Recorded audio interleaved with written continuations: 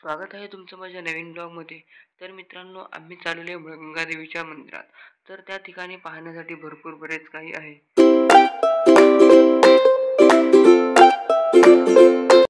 तसेच या ठिकाणी गाडीमध्ये पेट्रोल वगैरे टाकून घेतलं आणि पुढे निघालो आम्ही.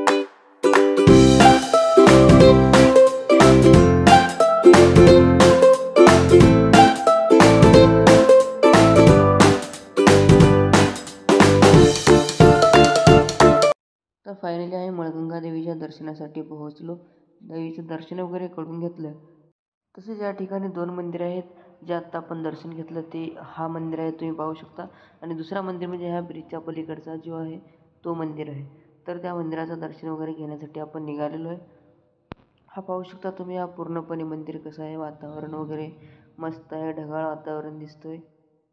दुसऱ्या मंदिराकडे जाण्यासाठी हा ब्रिजचा वापर करावा लागतो, कारण त्या 2 मंदिराच्या आतमध्ये हे जे दिसते ते नदी आहे. ब्रिजच्या खाली येऊन आम्ही फोटोशूट वगैरे करून घेतलं.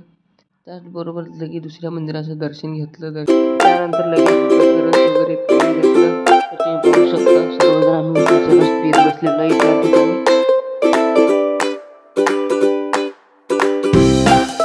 रस पिऊन झाल्यानंतर आम्ही निघालोय कुंडाकडे. तुम्हाला म्हणलं होतं या ठिकाणी मळगंगा या ठिकाणी कुंड वगैरे आहेत. तर तुम्ही पाहू शकता मळगंगा या ठिकाणी मंगळवार आणि शुक्रवार या 2 दिवशी खूप गर्दी असते. व्हिडिओ शूटिंग करते वेळेस माझ्या हातातनं फोन खाली पडला, तर ते मला आवाज देत होते. यांचा फोटो काढायचा, मी घाई गडबडीमध्ये येते वेळेस दगडावरनं पाय घातला होता. त्यांचा फोटो वगैरे काढायचा वेळेस चला